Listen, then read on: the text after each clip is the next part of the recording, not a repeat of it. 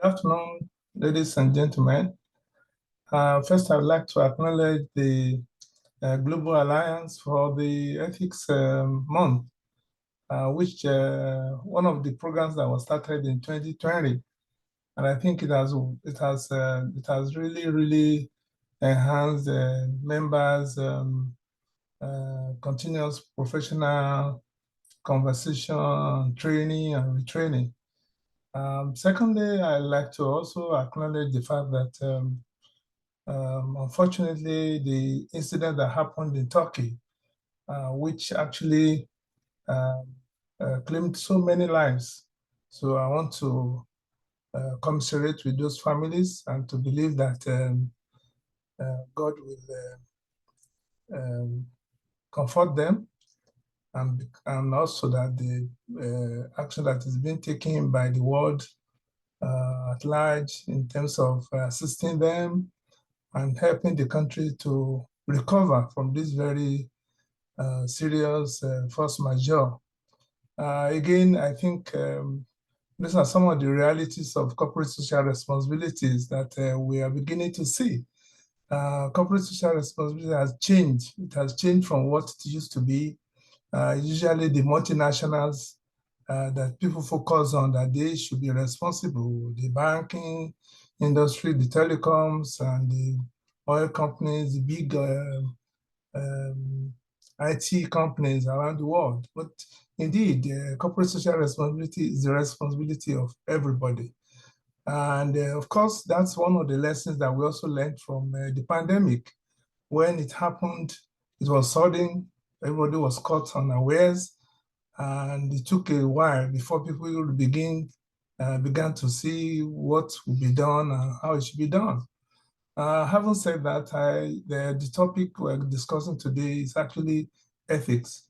And corporate social responsibility presumes ethics is involved because the operating organizations that are actively involved in corporate social responsibility have to be ethical for them to be able to perform, for them to be able to do those things that they needed to do. So the topic we are discussing is actually ethics of corporate social responsibility. And looking at ethics, we're going to be looking at it from different perspectives, the definitions of ethics, the definition of corporate social responsibility, what is the nexus, what's the connection between CSR, ethics, and then communication. That is public relations, which is actually 40. And I would like to also give a quotation by Copen Jr., where he said, more than ever before, there is the need to restore ethics and integrity in all that we do. Ethics in the language we use in dealing with each other, ethics in professional life, and ethics in public life. Remove all of this, remove any element of this, then we may not be doing the right things. And of course, the result I'm going to get will not be as positive or as socially responsible as it should be. Having said that, we go into the definitions. Excuse me, please. What is corporate social responsibility? In this slide that you are looking at, three things are happening: the definition of corporate social responsibility and the graphical representation of the basic and important components of CSR. So corporate social responsibility is the continued commitment by the business to behave ethically and contribute to economic development while improving the quality of the workforce and their families, as well as local community and society at large. I think that's a loaded definition, because when you look at it, it's talking about economic development, it's talking about quality of life for the workforce, and then of course with their families, and not only that, the local communities. I think if any organization does that, you would have been perceived to have been socially responsible. And then when you look at the three circles, the three concentric circles, is actually depicting three major areas of corporate social responsibility, which is the issue of environment, the issue of community, the issue of economic growth. And in the middle of all of that, the intersection of all of that, you have corporate social responsibility and sustainable development. And then the question I'm asking, or the question which you ask below, is actually by who? We're talking about multinationals, transnational corporations, national corporations, and big companies, as well as small and medium enterprises. If you like, I would like to add all of us, individuals, all of us are involved in corporate social responsibility. If you remove the word corporate, everybody has to be socially responsible. And if you know Carol, Carol is one of the authorities in corporate social responsibility. He has represented these definitions encapsulated in this graph that graph that we're seeing here. The is looking at philanthropic responsibilities, which simply is be a good corporate citizen. That's what it entails. If you look at the history of corporate social responsibility, it actually started as corporations trying to be philanthropic because they have been very successful, and they felt that it was impossible, that it was important, for them to give back to the society, to the environment where they are operating. So be a good corporate citizen. Now, the next one is actually the ethical responsibilities. That is, it is important to be ethical. Now, a company that is operating in an environment needed to be ethical in order to be successful, in order to be sustainable, okay? And then, of course, you have the legal responsibilities, which is simply obey the law. But in CSR, the argument usually is that it is not enough to obey the law, because most of the time, there's no law that is really compelling corporate social responsibility. And therefore, it's important that everybody, every organization has to recognize the fact that you should go beyond what the law says and do the right things. Going forward, the next one is economic responsibilities. That is, yes, it is important to be to worry about the environment, to provide and assist the communities and do so many things, but that organization has to be profitable. It has to be successful. If it's not successful, then there's no way to be able to assist anybody or be corporately responsible. Now, so what are the definitions of ethics? We have looked at corporate social responsibility. We're now looking at ethics. Ethics is also called moral philosophy, which is the discipline concerned with what is morally good and bad, or morally right and wrong. The term is also applied to any system or theory of moral values or principles.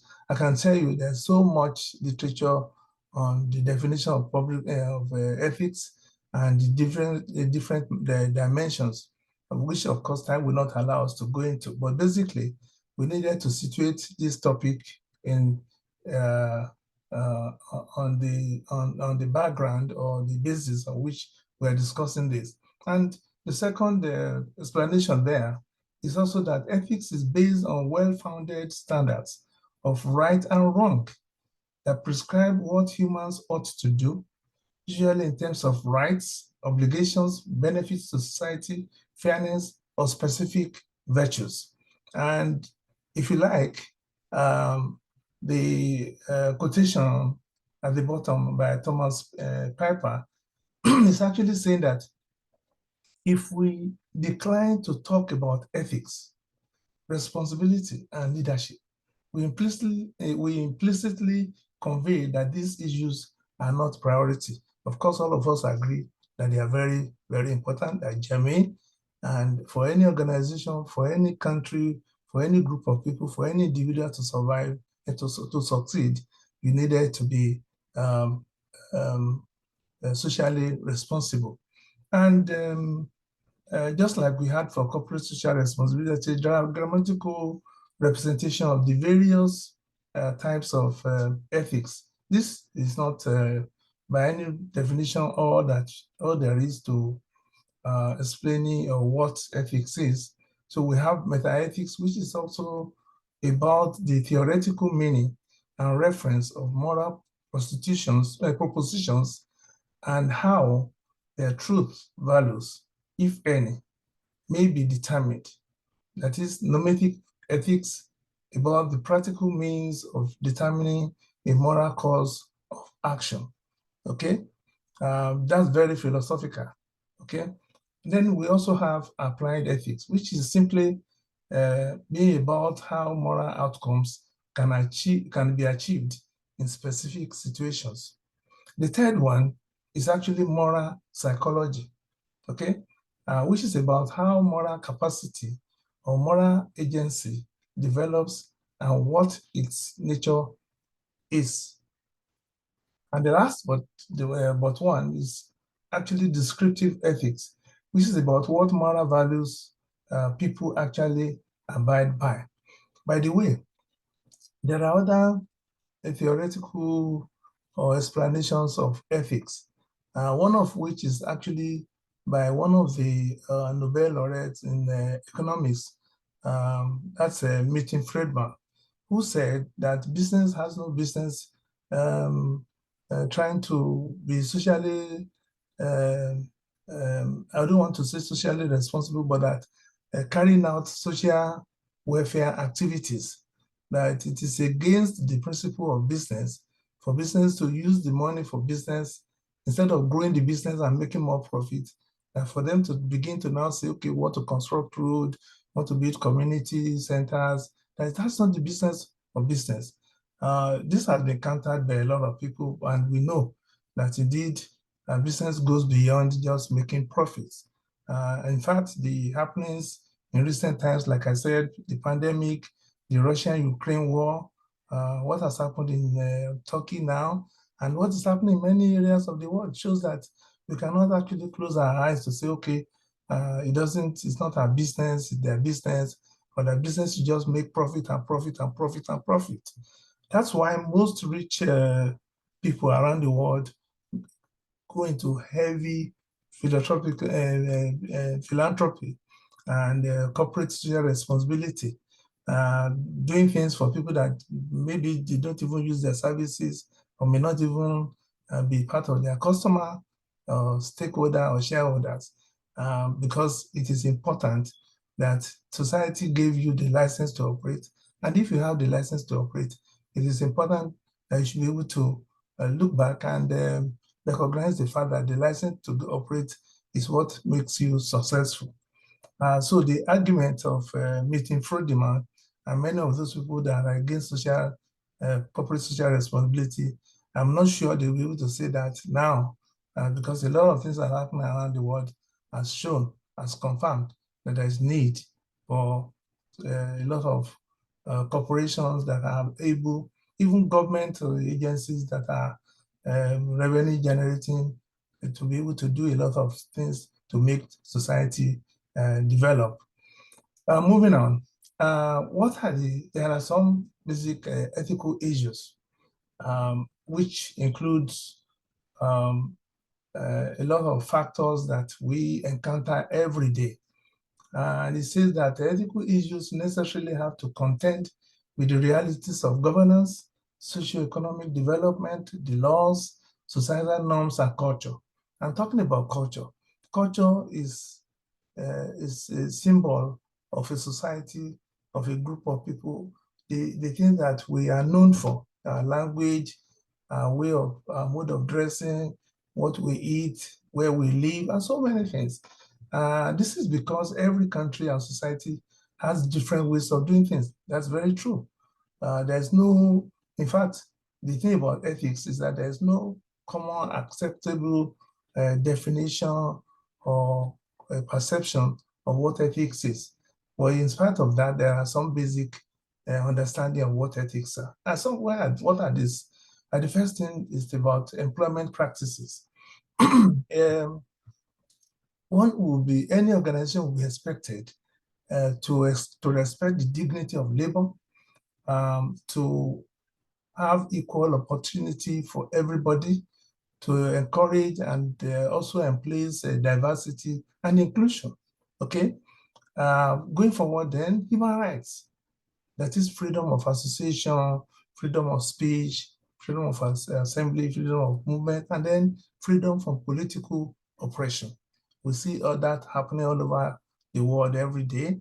And if you look at what is happening in Russia and Ukraine, it's an element of one trying to oppress the other. And in any case, this even happens at a micro and even macro level among nations, within nations, between organizations, between individuals and groups of people.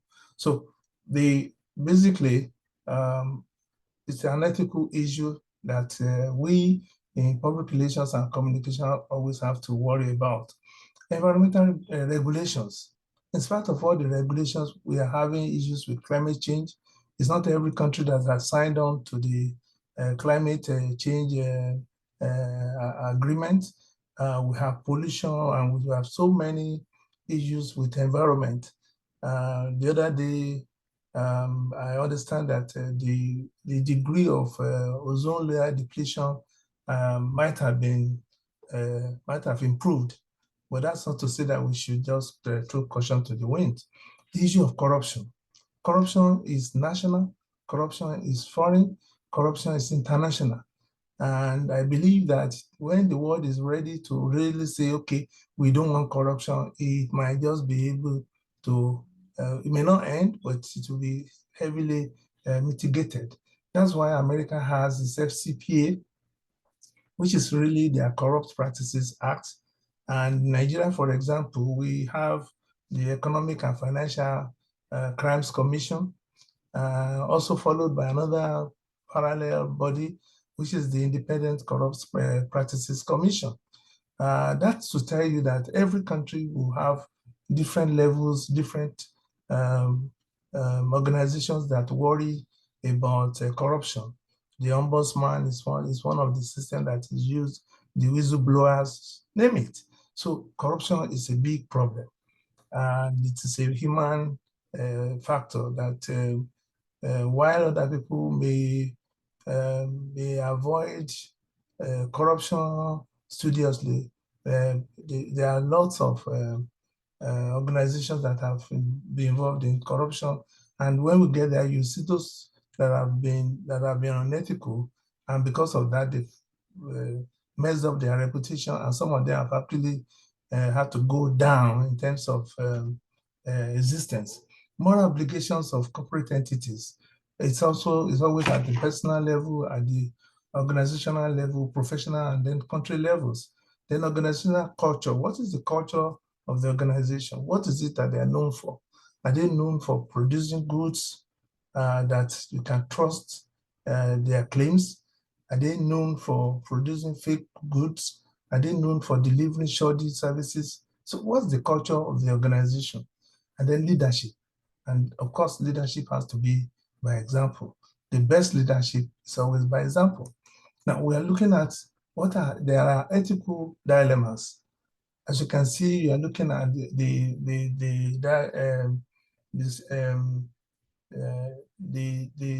image to the right. You can see integrity, you can see ethics, you can see respect, you can see honesty. As they say, honesty remains the best policy. But we know that that doesn't happen. So there are always conflicts to say, should I do it this way? Should I do the right thing? Should I cut corners? So these are things that happens within organization, within individuals. So an ethical dilemma, or if you like, ethical paradox or moral dilemma, is a problem in the decision-making process between two possible options, neither of which is absolutely acceptable from an ethical perspective. Although we face many ethical and moral problems in our daily lives, most of them come with relatively, most of them do not really come with straightforward solutions, okay?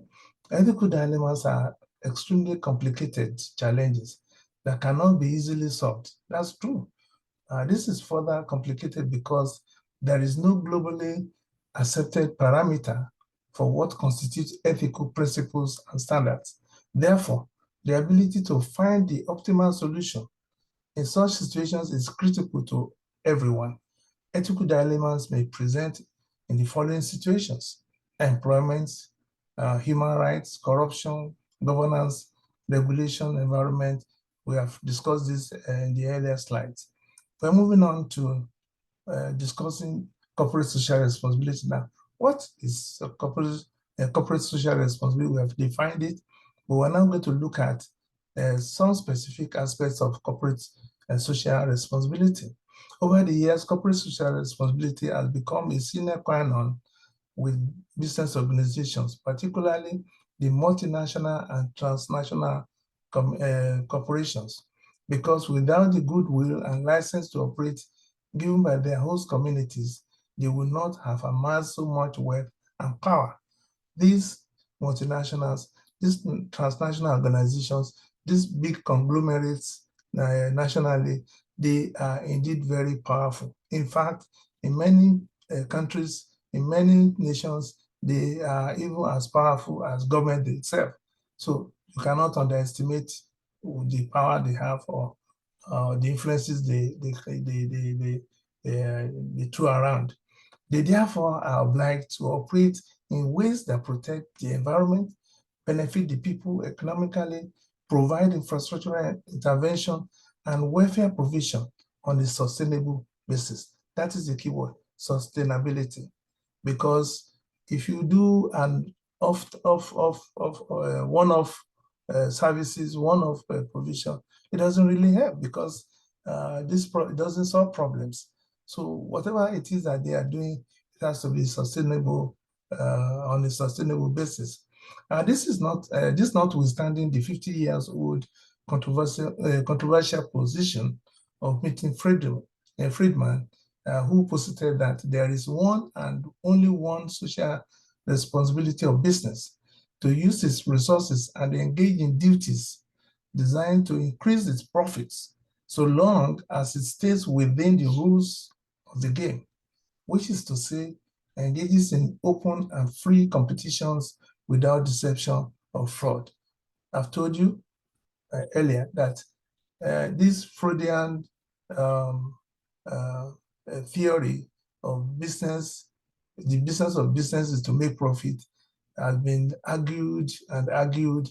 And like I said, today's realities actually shows that any business that ignores its environment, ignores being socially responsible, ignores, worrying about society, that organization will not be competitive, and definitely it will have challenges as it goes on with that business, because many organizations are always willing, are always ready to ensure that they participate or that they worry about social or worry about the well-being of society.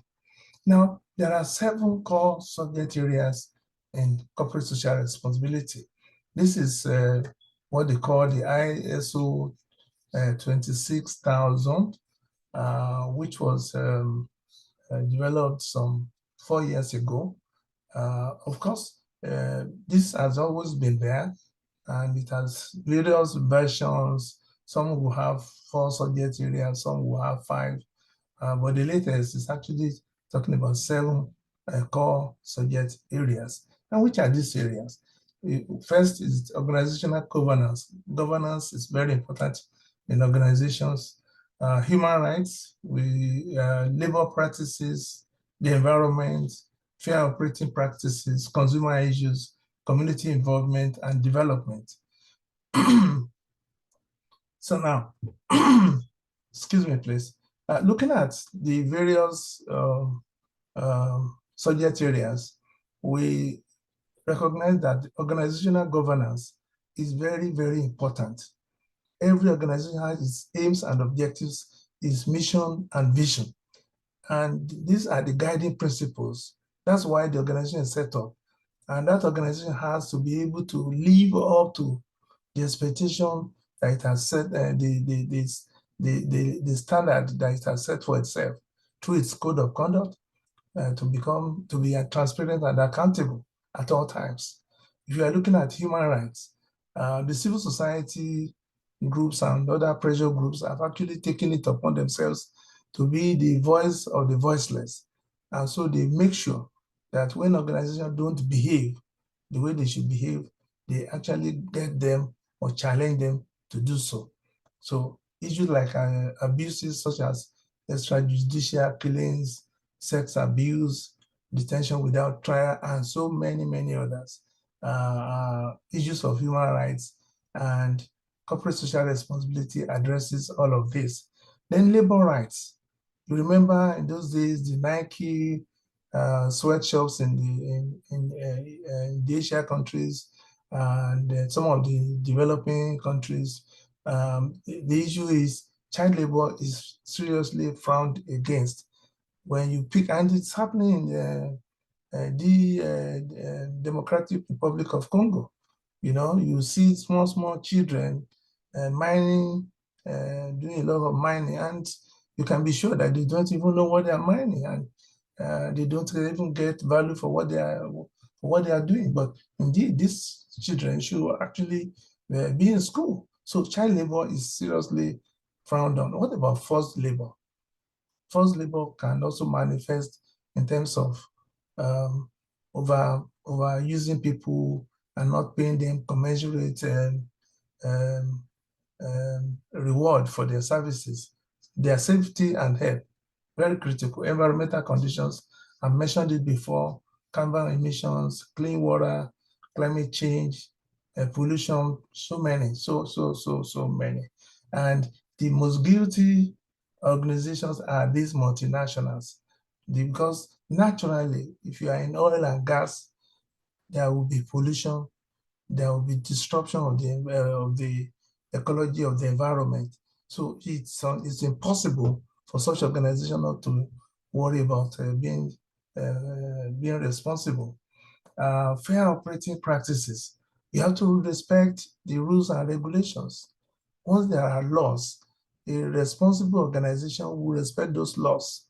Whether there is somebody looking over to check whether you're obeying or not, naturally, a responsible organization should obey rules and regulations and not cut corners. These cutting corners that leads up to corruption and many other unethical practices. Equal opportunities. Um, we mentioned it earlier, DEI and equal opportunities and getting gender sensitivity, consumer issues, consumer rights to good services, to excellent services, and to have good products that delivers what they are promised. Most products are hyped beyond what they can perform. Okay. Lastly, the issue of poverty alleviation. Poverty alleviation is one of the issues. We're still going to look at it when we get to SDG.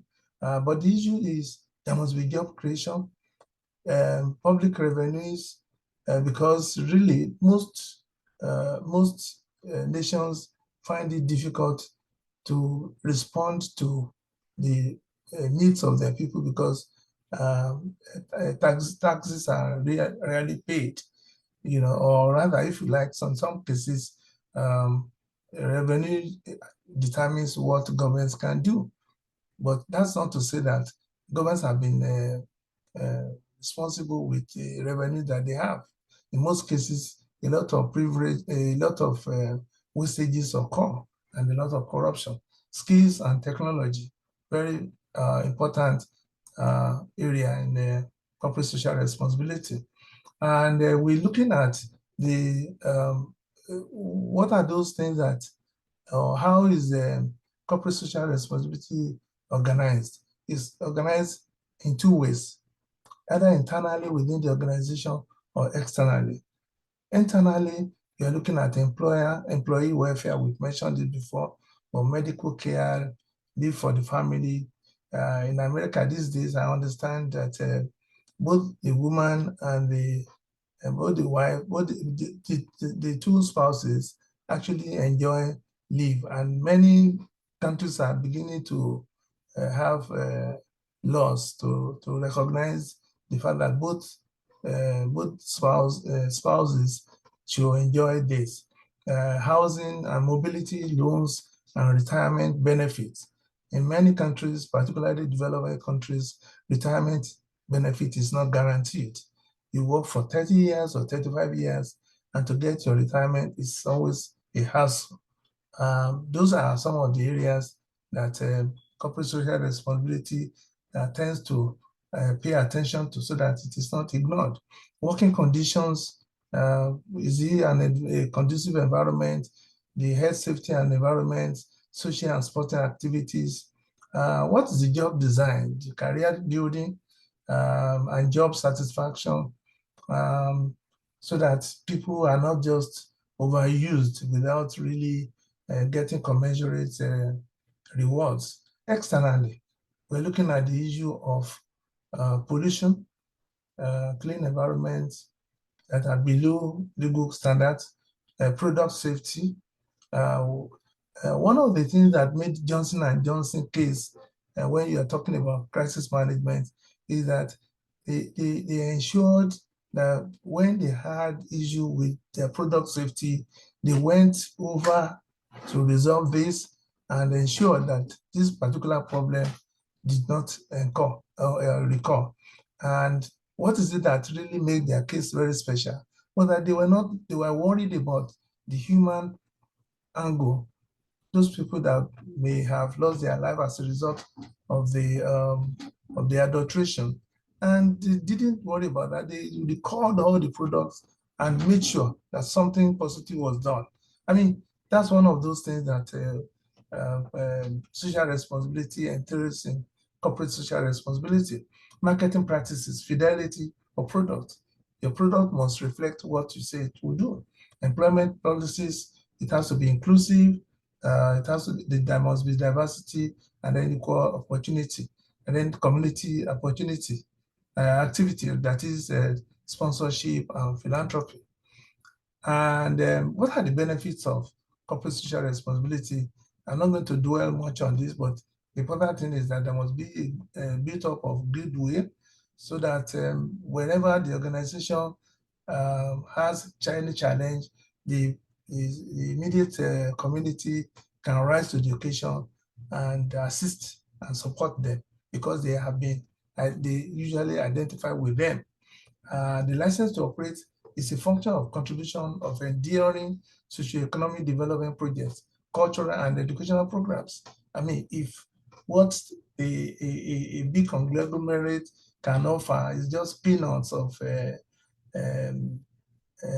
exhibition, cultural and art exhibition, and some kind of programming that you cannot really concretely say this is how it is contributing to society.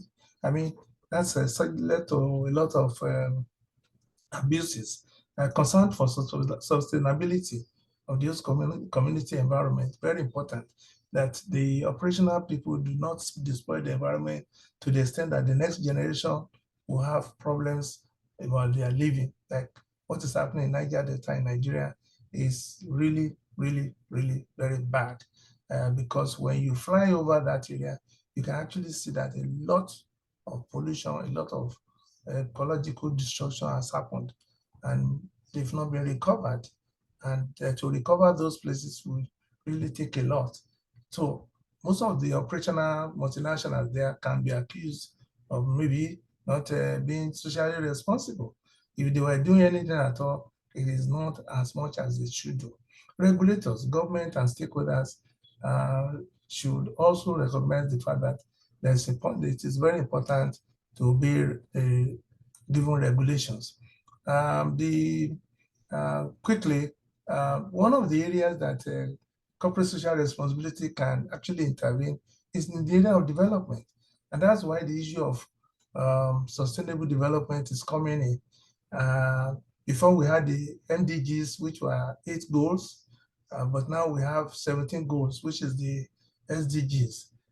Basically, if you want to summarize, we can say it's to eradicate extreme hunger and poverty, promote education, promotion of gender equality and women empowerment, reduce child mortality, and improve maternal health, ensuring environmental sustainability, employment enhancement, vocational skills. Today, virtually everywhere, virtually every university is talking about entrepreneurship, and people are encouraging their children, their wards to learn a trade, learn something other than just being academic qualification, because invariably this helps. Oh, very good. Employment, enhancing vocational skills, social amenities, and lastly, initiate and drive relief programs, such as during COVID-19 Russia-Ukraine war, and what is happening in Ukraine now, in Turkey, when you have a force majeure, like that kind of um, heavy loss of human lives. This happens, and unfortunately, one of the areas that can bring some comfort, some compassion is through uh, corporate social responsibility by big companies, small companies, and individuals.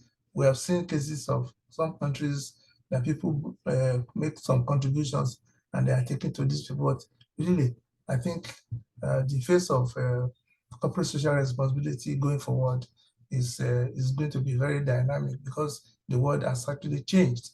Ethics is at the heart of public relations profession in all ramifications. Ethics in public relations is no longer an option for organizations. It is obligatory, as corporate success, perception, and reputation are directly linked in the modern business environment. I mean, there's no debating that. So transparency and accountability should be the watchword as they guide organizations in these perilous times.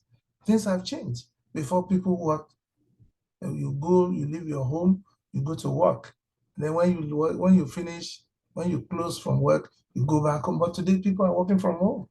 It's almost becoming a worldwide, it's becoming an acceptable way to work.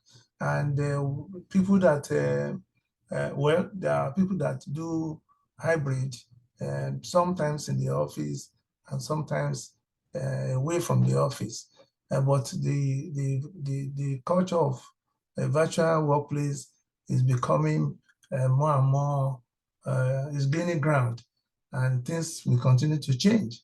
Partnership with civil society groups for socially responsive goal programs, counseling and working with management for good society, communicating transparently for organizational successes, challenges, and aspirations. Most public relations people would like to give information when the organizations are succeeding.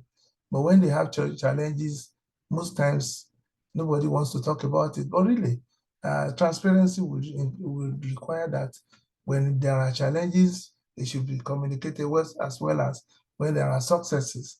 What it does is that it minimizes areas of crisis, because people now understand what your problems are. And so when those problems are manifest, they understand it.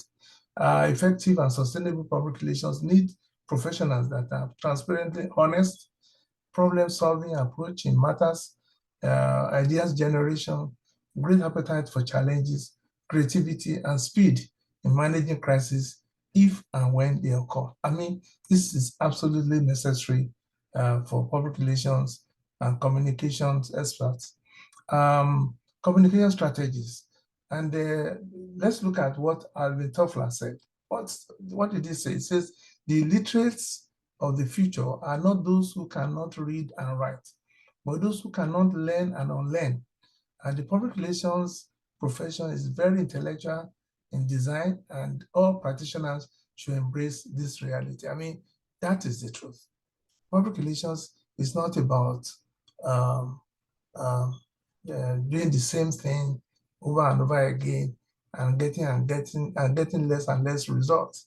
It is about doing things creatively, dynamically, and adding value all the time. And some of the strategies for CSR communication will include information, response, and involvement. Communication influences public perception. We have seen how great companies like Aeron, Anderson, and WorldCom, and many, many, many others have lost out because of their uh, reputation, because their brand, because of unethical practices, declaring fake profits, promising what they cannot deliver. Ethical dilemma continues to be a serious challenge for communicators within and without organizations. Poor communication should be a concern to us, and brilliant strategies and tactics are not enough to work miracles for organizations, products, and services. It takes a lot more, and effective communication is one of them. Change is inevitable. Change is the very reason professionals must stand up for cherished values. To have change, public relations executives have to work for it, fight for it if need be. Change does not surrender what it believes in. Organizations' success are built on seamless communication within the organization and without, with the employees carried along. Then evaluation of corporate performance, communication, and processes should be ongoing for the purpose of refocusing and strategic decision making. I think some of these strategies will help to ensure that our corporate social responsibility programming achieve the result they should. And finally, I'm looking at codes of conduct, because when we're looking at ethics, ethics is coded, and then the profession, the public relations profession, even the various organizations we're talking about, they have their codes of conduct, yeah, or they have their disciplinary committees. These are codes that are provided for. And what is being said here is that ethics is a very serious issue. And since 1995, when in Venice, the International Public Relations Association, that is IPRA, had its first code of conduct, every single public relations body has had to adopt it, with some tweaking to adjust to local situations. Basically, it seeks to make members obey the strictest professional code of conduct in being transparent, honest, loyal, fairness, and justice, defend public interest, avoid conflict of interest, and generally seek for the common good of all. That is what the codes all say. They might be differently worded, there might be some amendments here and there, but basically, in fact, the code of conduct is generated from the Human Rights Bill of the United Nations Assembly. Apart from the IPRA Code of Conduct, many other national associations such as CIPR, PRSA, NIPR, PRSK, APRA, PRISA, Global Alliance, name it, all of them have had adaptations of these codes that respond to their peculiar membership and environment. And what are the basic things that these codes are talking about? Professional codes of conduct, managers code of conduct, www.managers.org.uk.code, organizational code of conduct, and the law and personal moral. And in any case, even apart from the law, you also have what we call bylaws. These are all done to make sure that these organizations have basic understanding of what they should be doing. Finally, as Abraham Lincoln said, he said, you cannot escape the responsibility of tomorrow by avoiding it today. It is talking about being responsible and accepting responsibility. Okay? And so, three issues that we would like to discuss to close. The companies which will sustain competitive success in the future are those which focus less exclusively on financial measures of success and instead include all stakeholders' relationship and a broader range of measurement in the way they think and talk about their purpose and performance. You can see that that is not what Milton Friedman, who happens to be a Nobel laureate, said. He says the business of business is to make profit. But what is being said here is that you must go beyond making profit. Organizations that consider sustainability as a corporate objective, as opposed to those that seek only compliance with regulations, will look to build proactive strategies that reflect the trends and challenges of the future. Absolutely, absolutely. And finally, corporate social responsibility has a unique opportunity to positively and vigorously pursue development in order for their host communities and citizenry to enjoy some modicum of good and decent life devoid of poverty, destitution, illiteracy, poor health, polluted environment, and contrived political systems that panders only to the interest of the elites.